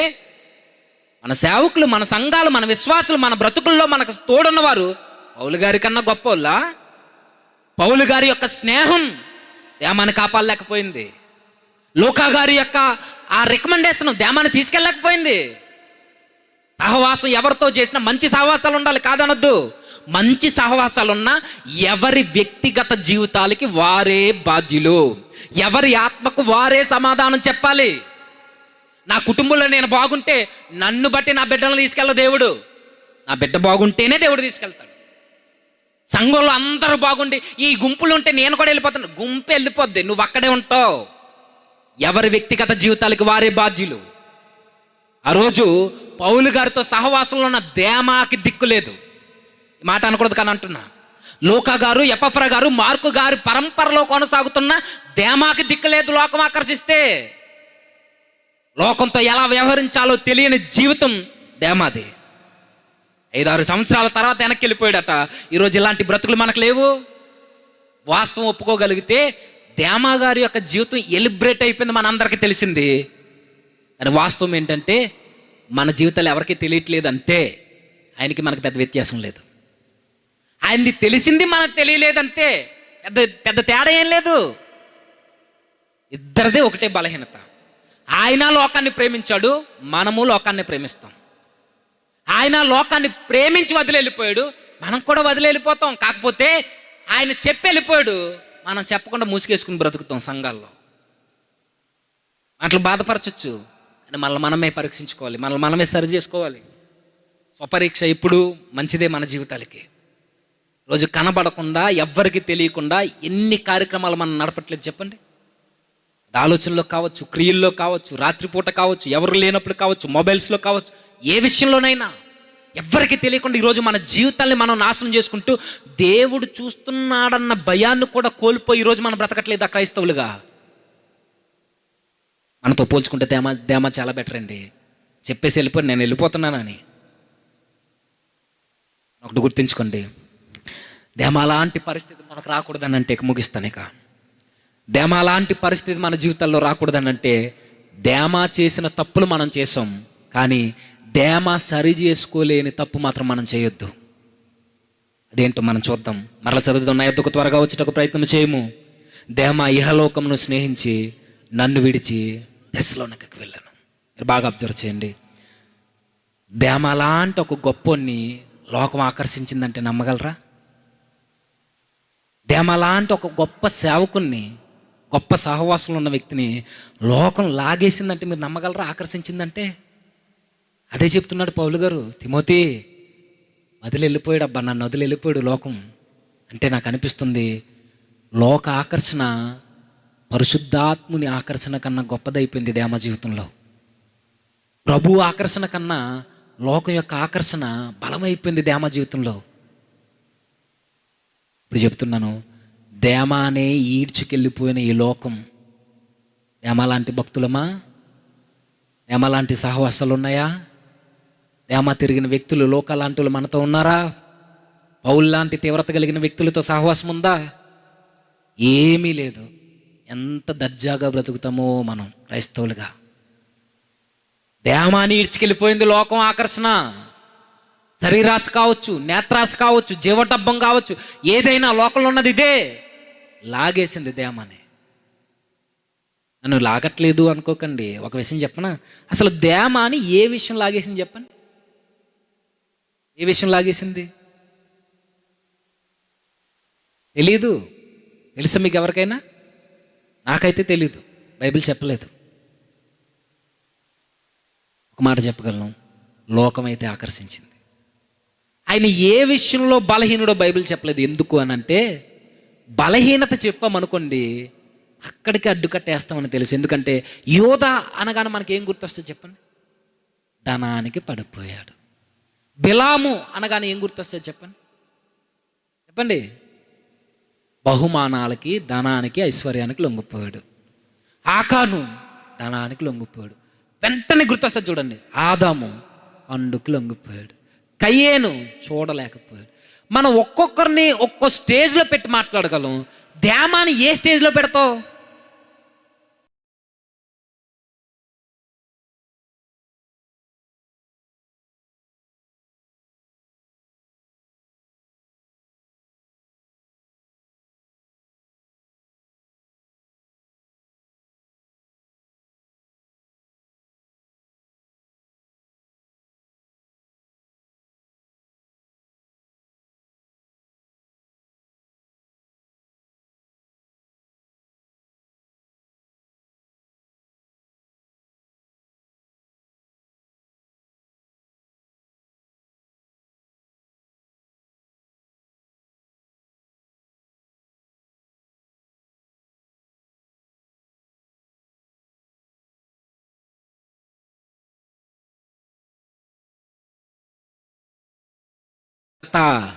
మనం చూసి నేర్చుకో అని చెబుతుంది బైబిల్. ఎందుకు చెప్పలేదు? చెప్పడు దేవుడు. కొన్ని విషయాలు చెప్పడు. ఎందుకనంటే ఒకవేళ చెబితే దాని చుట్టే తిరుగుద్ది. అంటే ధనం విషయంలో జాగ్రత్తగా ఉండాలి. ధన విషయంలోనే కాదు, ప్రతి విషయంలో జాగ్రత్తగా ఉండాలని దేమ విషయం చెబుతుంది. యోధాను చూస్తే ధనం చుట్టూ తిరుగుద్ది మన మనసు. యోధ ధనాన్ని బట్టి తప్పిపోయాడని. ధనాన్ని బట్టి తప్పిపోతే ఇప్పుడు ధనవంతులందరినీ మనం తేడాగా చూస్తాం. మనం అది కాదు ఇక్కడ చెప్పేది. అందుకే దేమ యొక్క పాపం, దేమ యొక్క బలహీనత అంతే ఎందుకు బయట పెట్టలేదు అని అంటే, ఇలాంటి తెలియని బలహీనతలు ఎన్నో క్రైస్తవ జీవితంలో ఉన్నాయని తెలిసిన ప్రభు అదే బలహీనత దేమకుందని నీ జీవితం ద్వారా చూపిస్తున్నాడు. దేమ ఏ విషయంలో పడిపోయాడో నువ్వు అదే విషయంలో పడిపోతున్నావు. నువ్వే విషయంలో పడ్డావో దేమ అదే విషయంలో పడ్డాడు. అన్ని విధాల దేమ లొంగిపోయాడు. మరలా అలాంటి గొప్ప వ్యక్తిని లాగడానికి కారణం సరి అయిన వేరు లేకపోవడం. ఈరోజు నేను మరలా చెప్తున్నాను, మన విశ్వాసము ప్రభు మీద కట్టబడాలి. మన విశ్వాసము క్రీస్తు అనే బండ మీద వేయబడాలి. మన విశ్వాసము, మన పునాది కేవలం ప్రభు రక్తం ద్వారానే ఉండాలి. మనుషులు నమ్మి బ్రతకొద్దు, బోధకుల మీద అసలు ఆధారపడొద్దు, సంఘంలో ఉంటే వెళ్ళిపోతాం అనుకునే ఒక అమాయకుల బ్రతకలొద్దు. ఏ సంఘంలో ఉన్న పర్లేదు చెప్తున్నాను, ఏ సంఘంలో ఉన్న పర్లేదు, ఎక్కడున్నా సార్వత్రిక క్రీస్తు సంఘంలో మాత్రం సభ్యునిగా కొనసాగంతే. ఎనీ డినామినేషన్, ఏ డినామినేషన్లోనైనా ఉండు, ఇదే సంఘంలో ఉండాలని చెప్తారు, ఓకే వెరీ గుడ్ ఉండు. అలా అని ఇప్పుడు ఆ సంఘంలో ఉంటే వెళ్ళిపోతాం అంటే వెళ్ళో. ఏ సంఘంలో ఉన్నా దేవుడు అనుకున్న జీవితం మనలో ఉంటేనే వెళ్తారు. మదర్ తెరీసాకి డినామినేషన్ లేదు, వెళ్ళలేదా? విలియం కేరీకి డినామినేషన్ లేదు, వెళ్ళలేదా? లోదరన్న గారికి, మార్టిన్ లోదరన్న గారికి డినామినేషన్ లేదు, వెళ్ళలేదా? ఎందుకు వెళ్ళరు? ఎవరికొన్నా డినామినేషన్లు కాదు కావాల్సింది, దేవునికి పరిశుద్ధమైన బ్రతుకు కావాలి. ఎనీ డినామినేషన్ ఎక్కడైనా ఉండు, ఏ సంఘంలోనైనా కొనసాగు, ఎక్కడికి రావాలని చెప్పు, ఎక్కడైనా ఒక సహవాసం ఉండు. కానీ మంచి సహవాసాలు కలుగుండు. ఆ మంచి సహవాసంలో ఉన్నాం కాబట్టి వెళ్ళిపోతామని ఒక అమాయకు బ్రతకొద్దు. నీ జీవితానికి నువ్వే బాధ్యుడివి. ఎవరి ఆత్మకు వారే ఉత్తరవాదులు. కాబట్టి జాగ్రత్త. మన పునాది ప్రభు మీద కట్టాలి. మన పునాది, మనకు మూలం ప్రభువే అవ్వాలి. ఆయనే మన విశ్వాసాన్ని కొనసాగించే, ఒక మాదిరి చూపించే విశ్వాసానికి కర్త ఆయనే. సేవకులు నమ్ముకున్నాం అనుకోండి, ఆయన ఏదో రోజు పడిపోతాడు, ఏదో విషయంలో దొరికేస్తాడు. సేవకుడు ఎలా ఉన్నాడు, మనం ఎలా ఉంటే ఉంది అనుకుంటాం ఈజీగా. సంఘంలో ఉన్నాం అనుకోండి, ఈ సంఘం మీద ఆధారపడ్డాం అనుకోండి, సంఘమే ఎలా ఉంది, ఎన్నో గొడవలు, మనం ఎలా పోతే ఏంటి అని అనుకుంటే ఒక నిర్లక్ష్య ధోరణ వస్తుంది. అది రాకూడదు అని అంటే, నా ప్రభు నమ్మదగినోడు, నా ప్రభు మంచోడు, నా ప్రభు నీతిమంతుడు, నా ప్రభు పరిశుద్ధుడు, ఆయనలా ఉండాలని ఆయన తన పోలికలో నన్ను చేసుకున్నాడు, ఆయనతోనే ఉంటాను. ఈ స్టాండింగ్ లేదనుకోండి ఖచ్చితంగా పడతాం. ప్రభువుని చూడు, పడినా లేస్తావు. సేవకులు చూడు, సంఘాలు చూడు, పడతావు, లేవు, కొట్టుమిట్టాడు తలా పోతావు. ముగించే ముందు, దేహాన్ని ఆకర్షించింది ఈ లోకం, నిన్ను నన్ను కూడా ఆకర్షిస్తుంది. ఇప్పటికెన్నో చేసుంటాం. ఒకవేళ బహిరంగంగా చేయకపోయినా మన రహస్య జీవితాల్లో ఎన్ని తప్పులు చేసాం మనకు తెలుసు. అని దేమ చేసిన అతి పెద్ద భయంకరమైన పొరపాటు మనం చేయొద్దు. ఇక్కడ ఒక మాట ఉంది, ఏమని ఇప్పుడు చదువుదామా? దేమ ఇహలోకమును స్నేహించి నన్ను విడిచి దెసలోనికకు వెళ్ళెను. వినగలరు ఒక 10 నిమిషాలు? వినండి. దేమ ఇహలోకాన్ని స్నేహించి పౌలు గారిని విడిచి వెళ్ళిపోయాడట. ఇలాంటి వాళ్ళు ఉంటారండి. సంఘాల మీద కోపమించి, సేవకుల మీద కోపమించి, అర్ధాంతరంగా చెప్పా పెట్టకుండా కోపగించుకుని వెళ్ళిపోయేవారు లేరు? ఉండరా? అన్ని చర్చిల్లో ఉంటారు, అన్ని సంఘాల్లో ఉంటారు. సేవకుల మీద కోపమించి హెచ్చరిస్తే నచ్చదు. బ్రతుకు మార్చుకో అమ్మా, మార్చుకో తమ్ముడు అంటే నచ్చదు. చెప్పకూడదు వాళ్ళకి.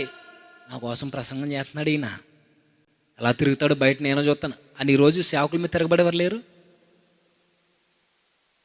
నిజానికి ఒప్పుకోండి, సేవకులు మనల్ని గద్దించడం మంచిదా, లేదంటే గద్దించడం వల్ల మనకేమైనా తరిగిపోద్దా?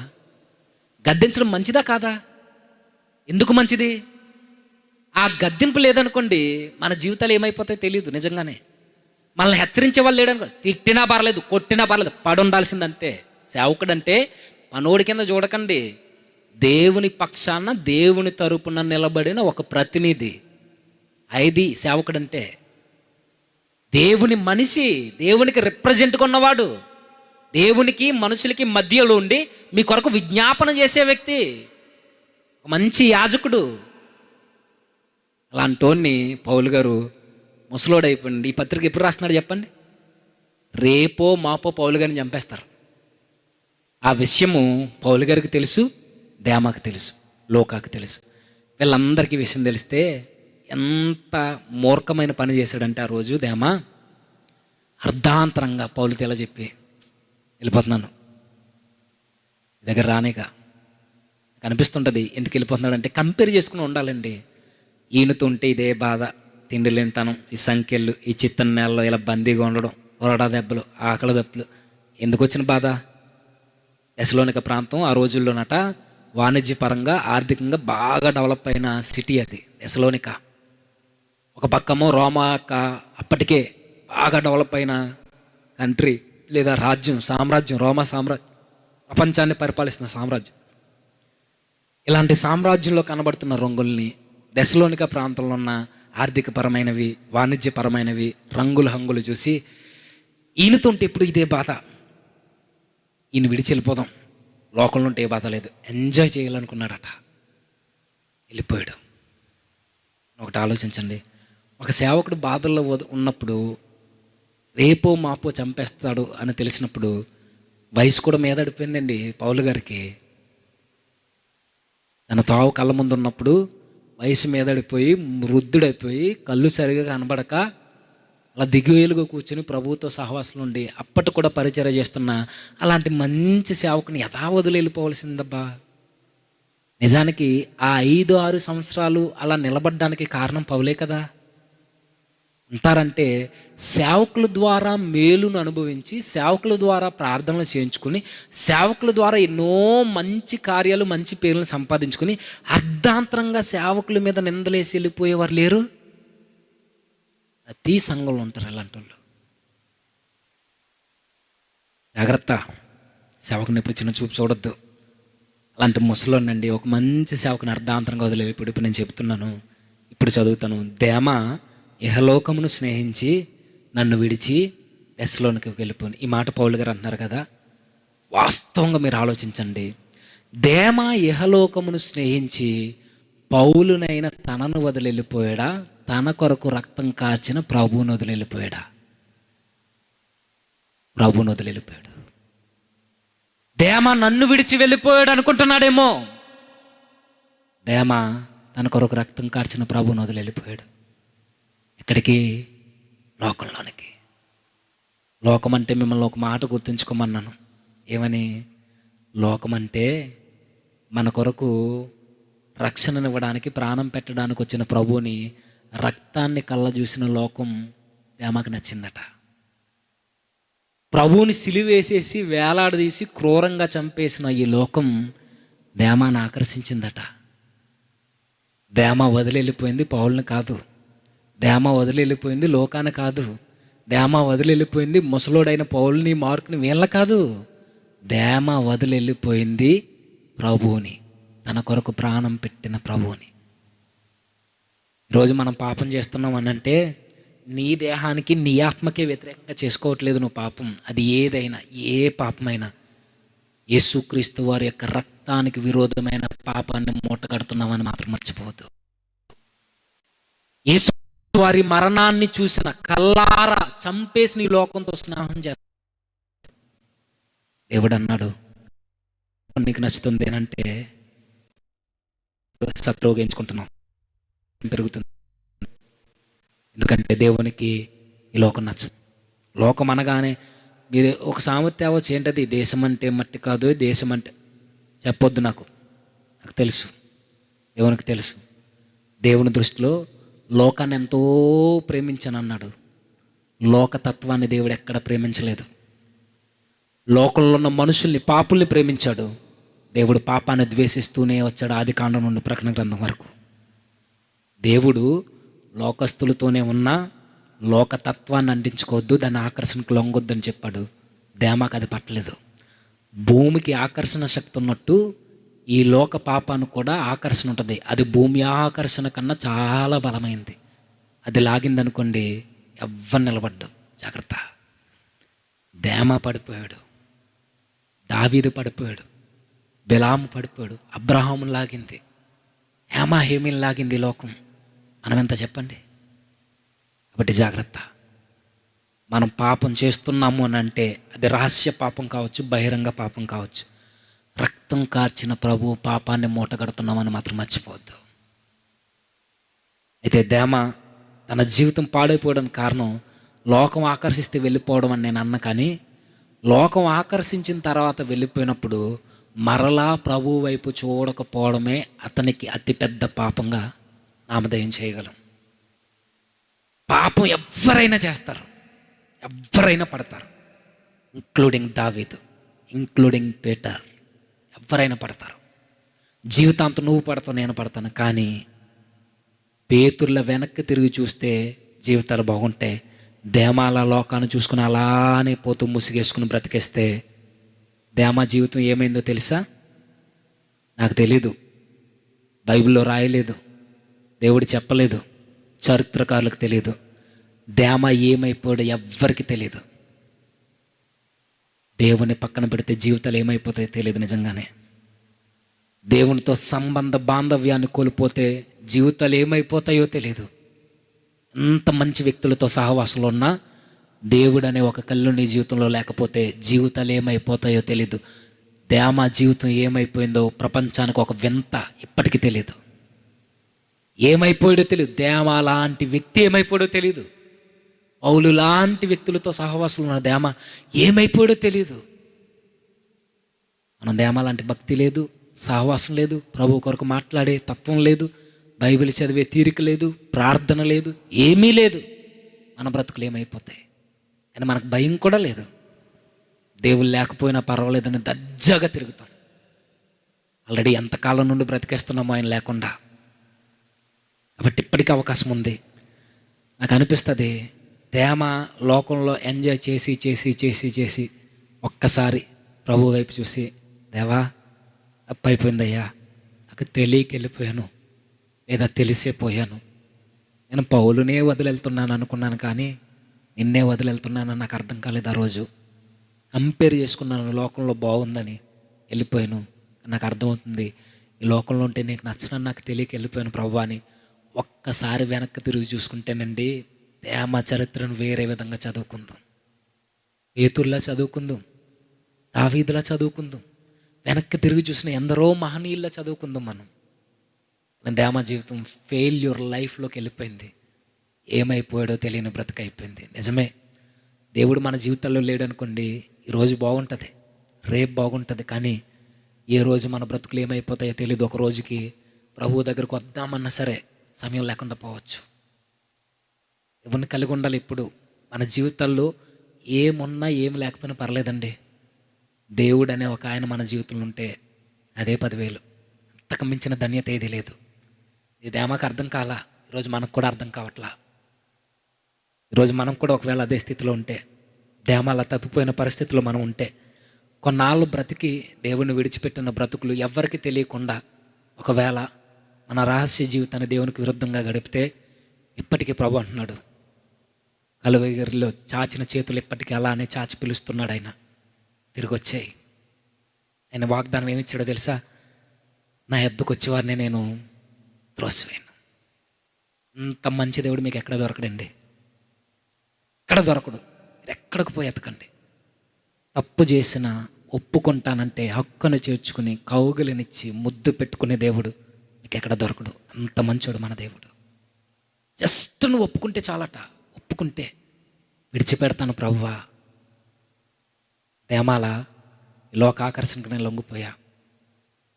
దేమా బ్రతుకేంటి ఎలిబ్రేట్ చేయలేదు ఏ పాపము, నీ బ్రతుకుని కూడా ఇంకా ఎలిబ్రేట్ చేయలేదని అంటే దేమా కన్నా ఎక్కువ నిన్ను ప్రేమిస్తున్నాడు. దేమాల మన బ్రతుకుని బయట ఎట్టేశాడు అనుకోండి, దేమ ఏమైపోయాడో తెలీదు, మనం ఊరేసుకుని చావడానికి తప్ప దేనికి పంచాం. ఆ తప్పుల్ని బయట పెట్టకముందే దేవుడిచ్చిన అవకాశం, నా కుమారుడా నా కుమార్తె తిరిగిరా. ఎలా రావాలి దేవుని చెంతకంటే యాకోబు పత్రిక 4వ అధ్యాయంలో చెప్తాడు, దుఃఖపడుతూ ఏడుస్తూ మన నవ్వుని చింతకు మార్చుకొని బాధపడుతూ పశ్చాత్తాపడుతూ ప్రభు దగ్గరికి పోతే చెప్పాడు వినండి దేవునికి, అవునయ్యా తెలిసి తెలిసి పాపం చేశాను, లోకం నన్ను ఆకర్షించింది ఒంటరిగా ఉన్నప్పుడు, ఈ మొబైల్ ద్వారా నేను పడుతున్నా, చెడ్డ సహవాసాలతో నేను పడుతున్నా, వ్యభిచారపు ఆలోచనలతో నేను పడిపోతున్నా, దొంగ స్నేహాలతో నేను పడుతున్నా, మత్తుకు బానిస అయిపోయా, డ్రగ్స్కి బానిస అయిపోయా, గంజాయికి అలవాటు పడిపోయా, నేను ఉండలేకపోతున్నానని ఒక అవకాశం ఇవ్వ ప్రభువా అని అడిగితే ఆయన అంటాడు, కౌగిల్లోకి చేర్చుకోవడానికి ఇలా చేతులు చాచి ఆయనే పరిగెట్టుకొస్తాడండి. చిన్న కుమారుని హత్తుకోవడానికి చిన్న కుమారుడు రాకముందే ఈయన పరిగెట్టుకెళ్ళిపోయి ప్రేమించాడట. హత్తుకున్నాడు, ముద్దెట్టుకున్నాడు, ఉంగరాన్ని పెట్టాడు, విందు చేశాడు, హృదయానికి అందించుకున్నాడు. ఎంత మంచోడబ్బా మన దేవుడు. కానీ దేహాల మనం ఏమైపోతామో తెలియని జీవితాల్లోకి పోకుండా ఉండాలి అని అంటే ఒకే ఒక్క మార్గం ఏంటి? పశ్చాత్తాపపడడం. ఒకవేళ ఇప్పటికే రక్షణ లేకుండా బయట తిరిగితే మనకి అవకాశం ఇచ్చాడు ఈ మీటింగ్ల ద్వారా. నా దగ్గరికి రా, నా యొద్దకు రండి, నేను మిమ్మల్ని త్రోసివేయను. ఇంకా ఎంత గొప్ప వాగ్దానాలు ఉన్నాయండి బైబిల్లో. మీరు ఎన్ని పాపాలంటే చేయండి ఇప్పటివరకు చేశారో అన్నీ పక్కన పెడేసి నా దగ్గరికి వస్తే ఒకసారి ఇద్దరం మాట్లాడుకుందాం. మాట్లాడుకుని నీ పాపములు కెంపు వలె ఎంత ఎర్రగా కనబడుతున్నా నేను వాటిని తెల్లగా మార్చేస్తాను అన్నాడు ఆయన జీవితాన్ని. ఎంత మంచోడు, ఎంత దయాళుడు, ఎంత పరిశుద్ధుడు ఎక్కడ దొరుకుతాడబ్బా మన దేవుడు. పరిశుద్ధంగా ఉండండి అని చెప్పేవాడే కాదు, పరిశుద్ధపరచువాడు కూడా ఆయనే. పరిశుద్ధమైన జీవితం కావాలి అని అంటే ఇప్పటికే పాపం చేసిన ఏ స్థితిలో నుండి పడిపోయో జ్ఞాపకం చేసుకో. ఎఫెసీ సంఘానికి ఇచ్చిన పిలుపు మనకిస్తున్నాడు. ఎక్కడ పడిపోయామో జ్ఞాపకం చేసుకుని ప్రభు దగ్గరకు వచ్చి పశ్చాత్తాపడితే చాలండి. పశ్చాత్తాప ప్రార్థనలో నిజానికి రమ్యమైన పదాలు ఉండవు. పశ్చాత్తాప ప్రార్థనలో గొప్ప గొప్ప పదాలని వల్లించి ప్రార్థన చేయరు. పశ్చాత్తాప ప్రార్థనలో ఏముంటుంది అని అడిగితే మూలుగులు ఉంటాయి, ఏడుస్తారు. అలా చూస్తుండగానే కళ్ళు మూసుకోకపోయినా కళ్ళల్లో నీరు గిర్రని తిరుగుద్ది మన గత జీవితం గుర్తొచ్చి. అదే నిజమైన పశ్చాత్తాప ప్రార్థన. అయితే పశ్చాత్తాపడి ఏడిస్తే దేవుడు క్షమిస్తాడంటే ఏడ్చినంత మాత్రాన్ని కూడా కాదు, విడిచిపెట్టడానికి ఇష్టపడాలి. మన జీవితాల మీద సర్వాధికారం ప్రభుకు లోనైపోతే మనం పాపాన్ని జయించగలం. ఇప్పటికి ఎన్ని చేసినా పర్వాలేదండి, దేవుడిచ్చిన వాగ్దానం. తిరిగి నా యొద్దకు రమ్మంటున్నాడు ఆయన. ఎందరు వస్తారో వారందరూ తలలోంచి నాతో ప్రార్థనలు ఏకీభవించండి. తలలోంచుదాం, ప్రార్థన చేద్దాం. ఒక 2 నిమిషాలు ఏ మొహమాటం లేకుండా దేవునితో మాట్లాడదాం.